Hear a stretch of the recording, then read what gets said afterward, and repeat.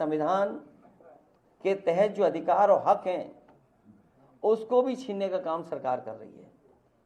इसे लगातार पीडीए की आवाज को हम सब मिलकर के मजबूत करते रहेंगे। ये पीडीए की रणनीति है जो भारतीय जनता पार्टी को उत्तर प्रदेश को उखाड़ने का काम करेगी। मैं एक बार फिर अपने शिक्षक सभा के, प्रदेश के, राष्ट्रीय कार्यकारिणी के सभी पदाधिकारियों का बहुत बहुत धन्यवाद देता हूं कि सर्वपल्ली राधाकृष्णन जी को वो आज याद कर रहे हैं। कल से पूरे प्रदेश में जगह जगह कार्यक्रम हमारी पार्टी भी करेगी और देश के स्तर पर शिक्षक लोग भी करते हैं। अखिलेश जी, मुख्यमंत्री जी का एक बयान आया है कि बुलडोजर इस्तेमाल करने के लिए दिमाग बहुत मजबूत होना चाहिए, दृढ़ प्रतिज्ञ होना चाहिए, और वो बुलडोजर का इस्तेमाल नहीं कर सकते जो दंगाइयों के आगे घुटने टेक देते हैं। उससे भी बड़ी बात है कि हमारे मुख्यमंत्री कहने को योगी हैं कि कभी कभी बायोलॉजिस्ट भी बन जाते हैं। अब उस बहस में मैं नहीं जाऊंगा कि बायोलॉजिकल वाली बहस में जाऊं कि ना जाऊं, कि बायोलॉजिकल हैं आप कि नहीं बायोलॉजिकल हैं। हमारे मुख्यमंत्री जी को चिंता है डीएनए की, उन्हें बहुत चिंता है डीएनए की। मैं बहुत दिनों से सोच रहा था कि शायद किसी दिन वो जो पावर प्लांट है उनका नाम बोलेंगे। वो आज भी पावर प्लांट का नाम नहीं ले पा रहे हैं, और मैं दावे के साथ कहता हूं वो डीएनए तो बोल सकते हैं, लेकिन डीएनए का फुल फॉर्म नहीं बोल सकते। इसलिए डीएनए को बोलने से पहले कि समाजवादियों के डीएनए में क्या है, कम से कम डीएनए का फुल फॉर्म तो बता दें। और जहां तक बुलडोजर का सवाल है, सोचो कैसा न्यायालय का बुलडोजर चला, क्या बुलडोजर नहीं चल सकता। जो लोग बुलडोजर लेकर के डराते थे, जगह जगह लोगों के घर गिराते थे, क्या मुख्यमंत्री आवास का नक्शा पास है? अगर नक्शा ही सवाल है तो सरकार ये बताए क्या मुख्यमंत्री आवास का नक्शा पास है, और कब पास हुआ था ये भी बता दें, कागज दिखा दें उसके।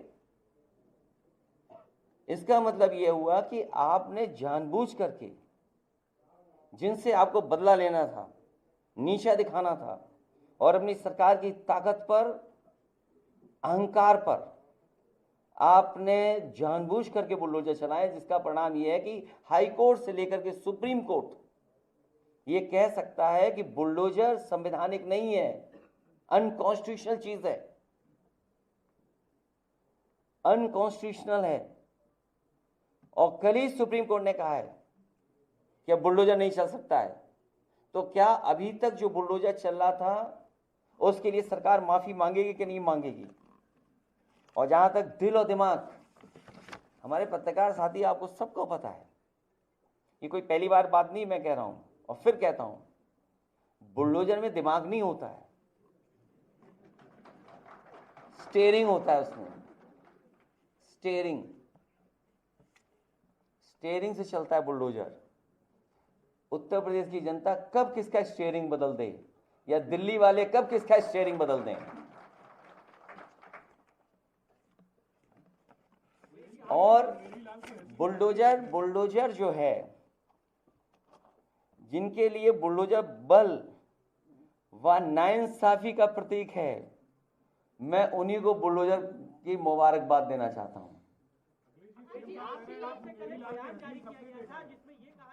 देखिए मुख्यमंत्री जी न खुद सोते हैं चैन से इधर परिणाम के बाद, और न किसी अधिकारी को सोने दे रहे हैं। अखिलेश जी, ये भी मुख्यमंत्री जी ने कहा है कि जैसे भेड़िए का इस वक्त आतंक है, 2017 से पहले चाचा भतीजों का आतंक था। देखिए आप उलझो मत, आप बिल्कुल मत मानिए, क्योंकि मैं जानता हूं कि अखबार मीडिया भी थोड़ा बाइज्ड है। 46 में 56 क्यों नहीं पूछा आपने? वो तो सदन की बात है। ये तो सदन की बात है, 46 में 56। हम तो आप ही लोगों से कहेंगे कम से कम उन्हीं से पूछिए कि 46 में 56 वाली सूची कब आएगी, आएगी कभी कि नहीं आएगी। और फिर जहां तक माफियाओं की बात है, पुराने रिकॉर्ड उठा करके देख लीजिए, किसी और को भी माफिया कहा जाता था।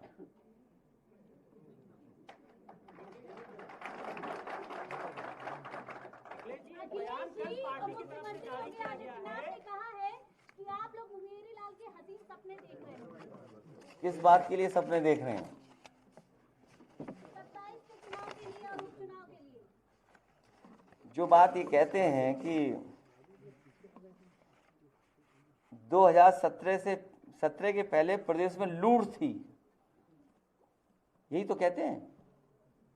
अभी जो बयान आ रहा है कि 2017 से पहले लूट थी, क्या उस समय भी मुख्यमंत्री जी शामिल थे उस लूट में? वो ये भी कहते हैं नौकरी के नाम पर वसूली होती थी। तो आज के अधिकारी कर्मचारी जो मुख्यमंत्री को आरोप लगा रहे हैं, जिन पे आरोप लगा रहे हैं अधिकारियों पर, क्या वो अधिकारी और कर्मचारियों से माफी मांगेंगे? क्या ऐसा तो नहीं है कि वो अधिकारी कर्मचारी उनके आसपास ही घूम रहे हों? अखिलेश जी, कल आपकी पार्टी की तरफ से एक बयान जारी किया गया जिसमें आपके द्वारा ये कहा गया कि 27 में जब हमारी सरकार आएगी तो बुलडोजर का रुख जोधपुर की तरफ है। तो इसमें क्या गलत कहा? इसमें गलत क्या कहा?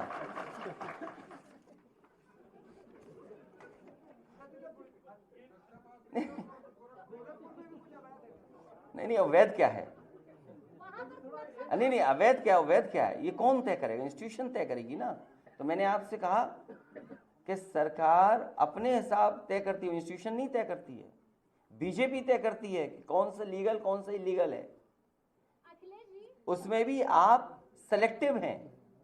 आप लखनऊ में चले जाइए, मैं तो आपसे कहता हूं कहीं और मत जाइए, कहीं और मत जाइए। मैं एक याद दिलाता हूं आप लखनऊ का, जो लोग कह रहे हैं हसीन सपना या जो भी बातें कह रहे हैं, आपको याद होगा लखनऊ के एक बिना नक्शा पास किए होटल में आग लग गई थी, कुछ लोगों की जान चली गई थी।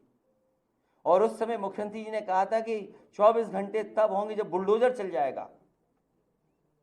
मैं जानना चाहता हूं, और प्रदेश की जनता को याद होगा, और प्रदेश की जनता और आप लोग भी जानना चाहेंगे कि आखिरकार क्या बुलडोजर की चाबी खो गई? आपको याद है कि नहीं याद है? और एलडीए में जाइए, आप एलडीए में जाइए और सूची निकलवाइए कि इलीगल बिल्डिंग्स किसके किसकी हैं।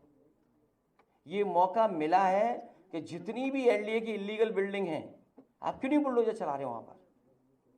आप अकबर नगर में तो बुलडोजर चला रहे हैं, आप नाले पर रिवर फ्रंट बनाने के लिए तो चला रहे हैं, लेकिन जब आपका बुलडोजर आगे चलता है तो क्या कारण है कि बुलडोजर का डीजल या पेट्रोल खत्म हो जाता है? और फिर आपने देखा नहीं एक फ्रस्ट्रेटेड अधिकारी को किस तरीके से एक व्यापारी के सर पे सर मार दिया था। आखिर वो अधिकारी फ्रस्ट्रेटेड क्यों था? इस बात के लिए आपको जानना चाहिए कि आखिरकार फ्रस्ट्रेटेड क्यों था वो। फ्रस्ट्रेटेड इसलिए था कि उस पर दबाव था, लोग पैसे मांग रहे थे अधिकारी से, अधिकारी पैसे के दबाव में उससे पैसे मांगे जा रहे होंगे। आपको इस बात पे जानना चाहिए कि एक अधिकारी सोचो किसी के सर मार दे, कितना फ्रस्ट्रेटेड रहा होगा।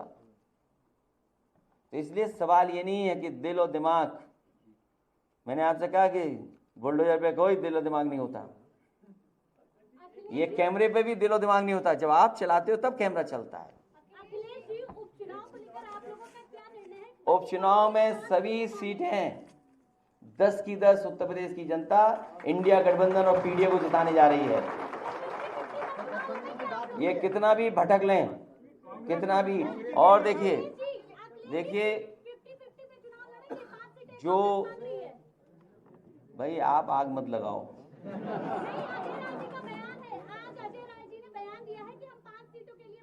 50-50 तो बिस्किट आता है। क्या कश्मीर में अलायंस होगा अखिलेश जी? अरे इधर उधर मत भागो, पहले एक इधर उधर मत भागो, इधर उधर मत भागो। जवाब दे दीजिए अखिलेश जी, 5 सीटें देखिए ये उपचुनाव आपको मैंने सूची दे करके बताया पार्टी कार्यालय से, और चुनाव आयोग को भी इस बात की शिकायत की कि तैयारी ये हो रही है कि वहाँ पर विशेष जाति धर्म के लोगों को कोई भी पोस्टिंग न दी जाए। तो अखिलेश यादव जी की प्रेस कॉन्फ्रेंस बड़े मौके पर आई। हम लोग बात ही कर रहे थे बुलडोजर पर, मुंगेरी लाल के हसीन सपनों पर, पूर्व में हो रही नियुक्तियों में लूट खसोट पर, सब पर वो बोले, हर किसी का उन्होंने जवाब दिया है। बुलडोजर की चर्चा चल रही थी, योगी जी ने कहा था बुलडोजर चलाने के लिए दिल और दिमाग दोनों चाहिए। योगी अखिलेश यादव कह रहे हैं कि उसमें केवल स्टीयरिंग होता है, दिल और दिमाग नहीं होता, और दिल्ली वाले कब स्टीयरिंग बदल देंगे ये योगी जी को नहीं मालूम है। त्रिपाठी जी नहीं, देखिए ये मैं वही कह रहा हूँ ना कि अच्छा है, राजनीतिक तौर पर एक दूसरे पर तंज आरोप प्रत्यारोप ये बिल्कुल चलता है, और बस मर्यादा कहीं नहीं लांघी जानी चाहिए। कई बार वो हो जाता है तो गड़बड़ होता है, वरना जो सरकार में बैठा हुआ है, जो नेता प्रतिपक्ष है, यहाँ एक बात और आप समझिए, 10 सीटों के चुनाव में सबकी प्रतिष्ठा फंसी हुई। आज तक होता था कि कोई बात अखिलेश जी ने कही तो योगी जी ने उसको कहीं एक तंज मार दिया, छोड़ दिया। योगी जी ने कुछ कहा तो अखिलेश जी ने कुछ ऐसे ही तंज मार के छोड़ दिया। इस वक्त कोई छोड़ने को तैयार नहीं, बिल्कुल नहीं।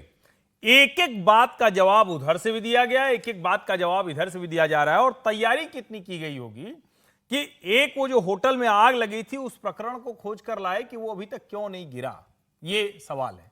और जो अखिलेश यादव कह रहे हैं अब ये तो बड़ा कठिन हो जाएगा, क्योंकि कई बार मतलब अखिलेश जी का भी बड़ा शानदार घर है, और मैं उम्मीद करता हूं कम से कम उनके मुख्यमंत्री रहते वो तो पूरा कागज पर दुरुस्त होगा। बड़ा ये मतलब ये भारत में गड़बड़ भी है कि जो प्राधिकरण होते हैं वो सही तरीके से नहीं करते, लेकिन ऐसे नक्शा पास होना और कब्जा करके कुछ बना लेना, दोनों का फर्क समझना चाहिए। किसी का घर है, उसने 120 मीटर में बनाया और उसमें चलो नक्शे के अलावा कोई कमरा ऐसे हो गया वैसे हो गया, अलग बात है। आप आगे बढ़ा के सड़क पर कब्जा कर लें, आप पूरी की पूरी जमीन कब्जा कर लें, आप सरकारी नाला कब्जा कर लें, आप सड़क 6 फीट की है उसको 3 फीट की कर दें, मतलब मैं उदाहरण के लिए कर रहा हूं। ये जब होता है तब बुलडोजर को रुकना नहीं चाहिए। जब दूसरा वाला मसला है तो मानवीय मसला है, लोगों के कहीं घर हैं, कहीं किसी कुछ है, तो उसको एक प्राधिकरण में एक नियम होता है, नियमितीकरण, रेगुलराइजेशन करा लीजिए, पेनाल्टी दे दीजिए, वो कर लीजिए। दोनों का फर्क है। नहीं, वो बड़ा साफ साफ कह रहे हैं कि आपका बुलडोजर ये धर्म और जाति देख करके चलता है, आपका बुलडोजर अहंकार के वश चलता है। इसलिए जितनी भी कार्रवाई उन्होंने अकबर नगर का नाम लिया, वहां तो आप चला देंगे, लेकिन वो होटल जिसमें आग लग के लोग मर गए वहां आप नहीं चलाएंगे। नहीं, देखिए वो तो लेवाना होटल में अब मरा था, उसका निर्माण अवैध भी हुआ था। संजोग से मैं लखनऊ जाता था तो अपने यात्रा में 80% समय उसी होटल में रुकता था, क्योंकि वो आसपास ही था, वहाँ से कहीं जाना आसान होता था बहुत। तो वो सबके काल में रहा है, वो अखिलेश जी के काल में भी रहा, मायावती जी के काल में भी रहा, योगी आदित्यनाथ जी के काल में भी रहा। और उसके ध्वस्तीकरण के साथ जो जिस ढंग से पूरे नगर निगम के तहत बने हुए होटलों की जांच परख करके होनी चाहिए, तो उस काम में कमी आई है। और वो मामला चूंकि कोर्ट में है, कोर्ट के आधार पर चीजें वहां हो रही हैं, मुझे लगता है कि वो बंद तो हो ही गया, उसको गिराने की बात अब बची हुई है। वो बंद है, उसमें कोई जाता आता नहीं है, बिल्कुल वो सील्ड है मामला जलने के बाद। तो अब वो कार्रवाई होगी, लेकिन विपक्ष के नाते वो उठा रहे हैं तो अच्छा ही है। लेकिन कई बार क्या होता है कि जैसे हमने देखा पंजाब में कि चुनाव लड़ते लड़ते जिस ढंग से कैप्टन अमरिंदर सिंह और जो अकाली दल की प्रमुख पार्टी रही है सरदार बादल जी के परिवार के बीच जो होने लगा और गिरफ्तारियां होने लगी एक दूसरे, वो स्थिति नहीं बननी चाहिए।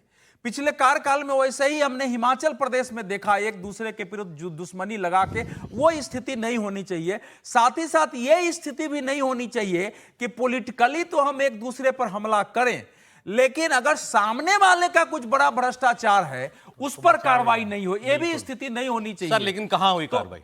समीर जी ने सब बिल्कुल सही प्रश्न उठाया। मैं पंजाब का भी उदाहरण देता हूं।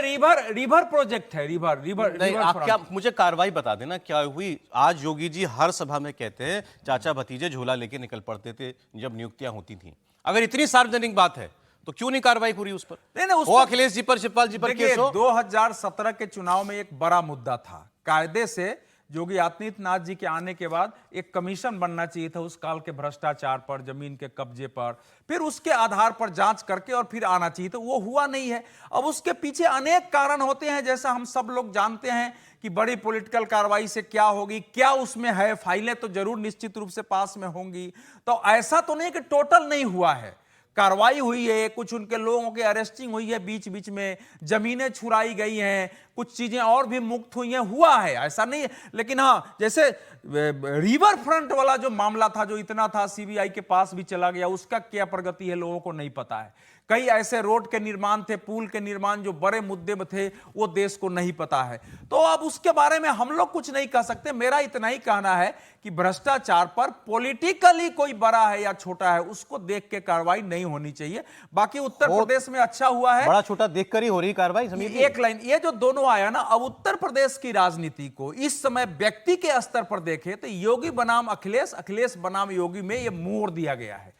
अब ये इस ढंग से चलेगा वहां उत्तर प्रदेश के उपचुनाव तक, और मुझे लगता है कि 2027 के चुनाव के भी इन लोगों ने एक प्रकार से शुरुआत कर दी। एक लाइन से जोड़ दूं, सिर्फ एक लाइन। देखिए, कई बार जब ये होता है तो हमको ऐसे लगता है ना कि योगी जी जाएं और अखिलेश यादव की गिरफ्तारी कर लें, ये संभव नहीं। क्या आरोप लगा है कि जो लोक सेवा आयोग के जरिए भर्तियां हुई, उनमें घपला, घोटाला, भ्रष्टाचार हुआ। योगी सरकार ने उसे रिकमेंड किया और आज की तारीख में सीबीआई उसकी जांच कर रही। सीबीआई की जांच जब हो रही, उस पर जो परिणाम होगा उसी के आधार पर की जांच किस पर हो रही है? लोक सेवा आयोग में जो भ्रष्टाचार, नियुक्तियों में भ्रष्टाचार है, उस पर हो रही है। अच्छा, तो ये जानकारी होनी चाहिए, नहीं तो कई बार गड़बड़ हो जाता, लगता है जैसे छोड़ दे रहे हैं। देखिए, शिवपाल यादव तो पीडब्ल्यूडी मंत्री थे, कितना भ्रष्टाचार हो उनके समय। ये योगी ने जो शपथ ग्रहण की थी, योगी आदित्य का पहला बयान आया था, मैं योगी हूं, मैं सत्ता को भोगने नहीं आया हूं। जिन्होंने 2014-12 से लेकर 2017 तक सत्ता को भोगा है, उन्होंने जो पैसा बनाया है वो पूरा पैसा पाई का हिसाब मेरी सरकार करने वाली है। मुझे लग रहा है जो भ्रष्टाचार पे कार्रवाई करिए ना, पूरा प्रदेश आपके साथ रहेगा, पूरी देश की जनता रहेगी। बुलडोजर पे पूरा प्रदेश और पूरी देश की जनता आपके साथ में, कि आप अपराधियों के घर गिराते हो, जो जमीनों पे कब्जा करके अवैध मकान बनाते हो, आप उनके मकान गिराते हो। आप सरकारी जमीन को सरकार को वापस दिलवाते हो अवैध कब्जे से मुक्त करा के लिए। इसके लिए योगी आदित्यनाथ प्रशंसा के पात्र है, लेकिन योगी आदित्यनाथ की प्रशंसा उतनी ज्यादा होगी जब वो राजनीतिक रूप से ताकतवर भ्रष्ट लोगों के लिए, जिन्होंने 5 साल प्रदेश को लूटा है, ब्यूरोक्रेसी के वो अधिकारी जो अखिलेश के समय में पैसा बनाते थे और वो योगी के राज्य में भी पैसा बना रहे, क्या उनके पर कार्रवाई हुई? आज योगी आदित्यनाथ को यह भी देखना चाहिए कि जो 5 साल योगी के शासनकाल में बहुत प्रमुख पद पर रहे, आज भी वो बड़े प्रमुख पद पर बैठे हुए। तो मुझे लगता है कि जो ताकतवर है उस पर अगर आप पहले कार्रवाई करोगे तो न्याय जल्दी मिलेगा गरीब आदमी में।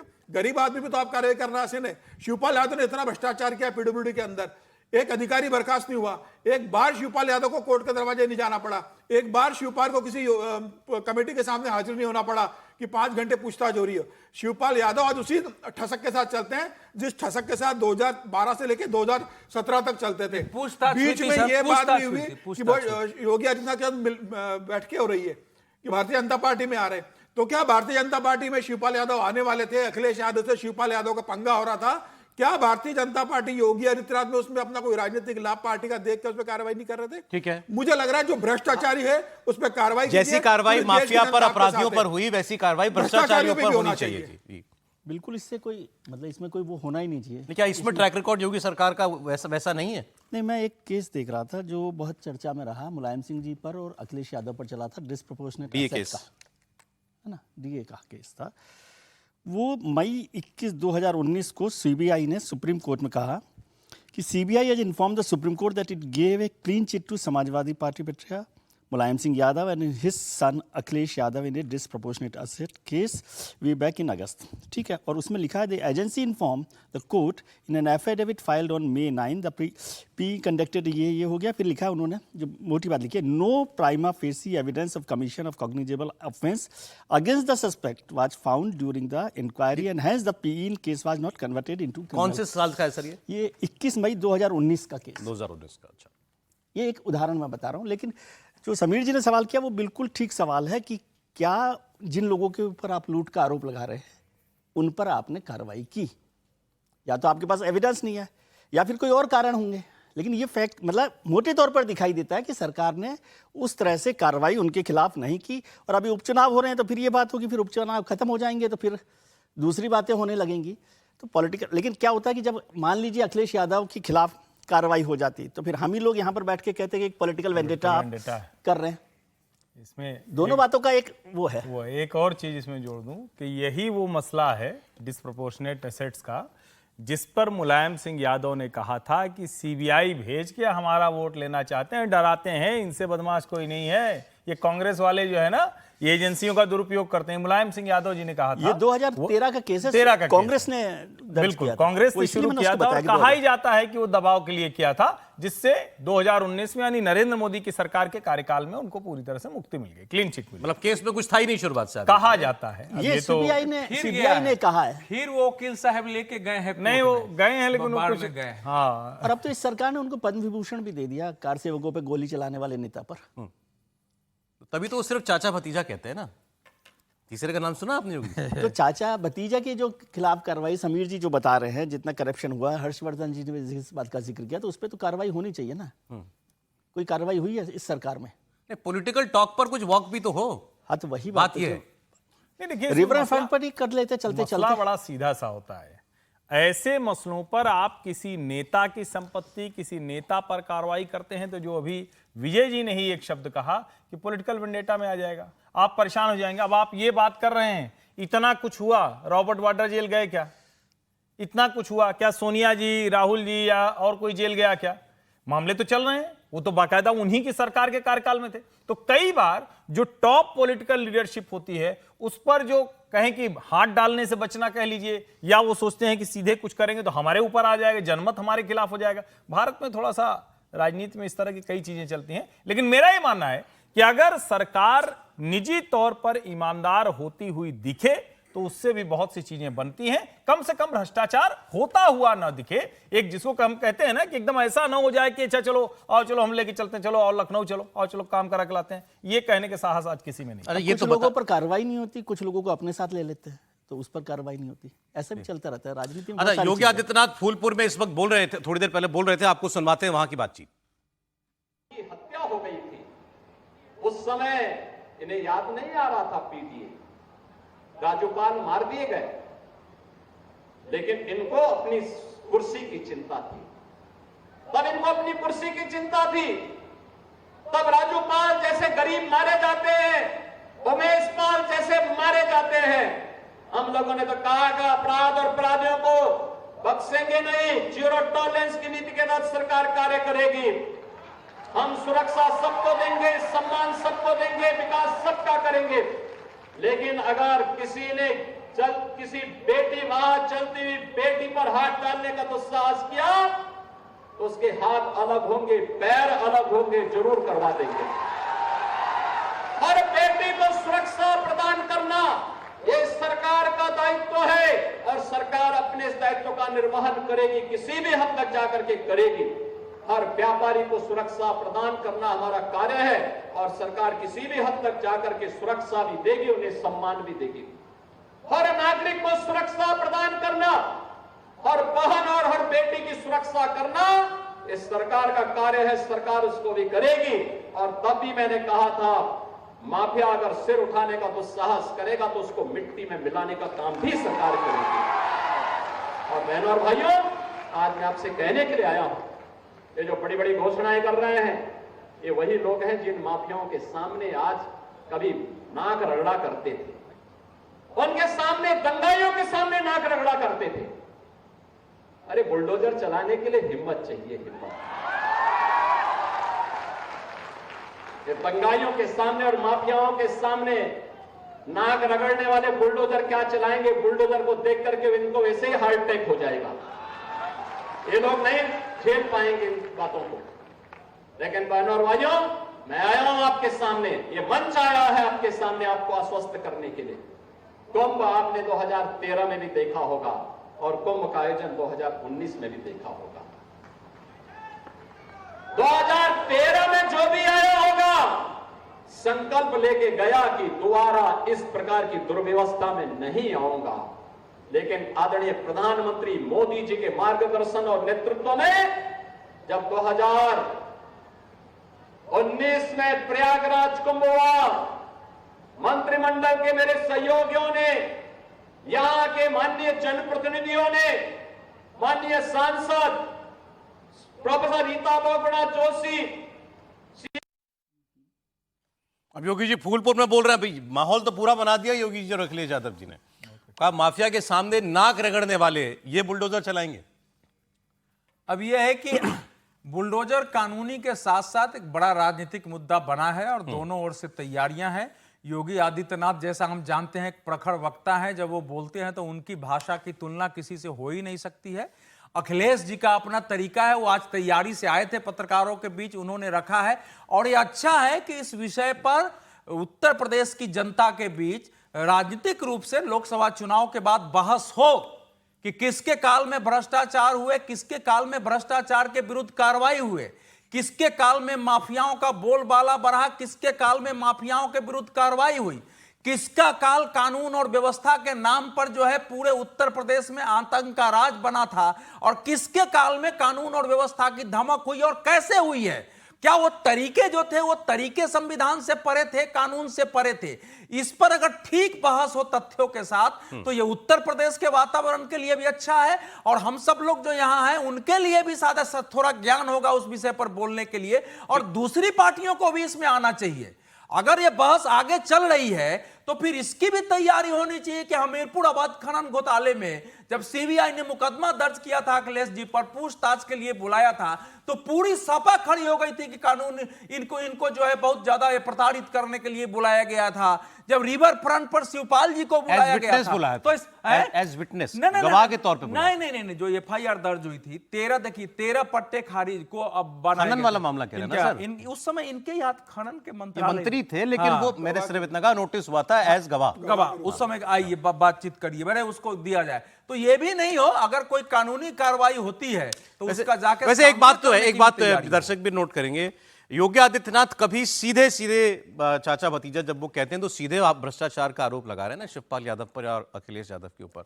अभी कल परसों उन्होंने कहा था कि इन्होंने इतनी दौलत कमाई कि द्वीप खरीद रखे हैं, आइलैंड खरीदे हुए हैं, ये वो कहते हैं। इस किस्म का कोई आरोप अखिलेश यादव ने कभी योगी आदित्यनाथ पर लगाया मुझे याद नहीं। देखिए अखिलेश, यही तो है कि अभी तक योगी आदित्यनाथ की सरकार में योगी आदित्यनाथ का चीफ मिनिस्टर ऑफिस और जो बड़े ठेके मिलते हैं, मतलब बड़ा ठेका, छोटे तो स्तर पर कहीं कोई भ्रष्टाचार छोटे छोटे ऑफिस में है, लेकिन जो बड़े ठेके होते हैं बड़े सड़कों के, इसके, उसमें कोई भाई भतीजावाद, उसमें कोई भ्रष्टाचार का मामला नहीं कि कोई खनन के ठेका में मिल गया, कोई वनों में मिल गया है, कोई सड़कें बनाने में, कारखाने बनाने में, किसी प्रोजेक्ट में, वो अभी नहीं आया है। और साथ ही साथ योगी आदित्यनाथ और उनकी जो मंडलीय सलाहकारों के उस पर भी कोई आरोप नहीं लगाया है। ये लंबे समय बाद की स्थिति है, व्यक्तिगत तो खैर लग ही नहीं सकता है उन पर। तो ये तो एक गुणात्मक अंतर है, लेकिन इस अंतर के साथ साथ माने वो स्वयं ईमानदार हैं, तो धीरे धीरे इस अंतर के साथ साथ उत्तर प्रदेश का वातावरण भ्रष्टाचार विरोधी कैसे हो, यह बनाना ज्यादा जरूरी है।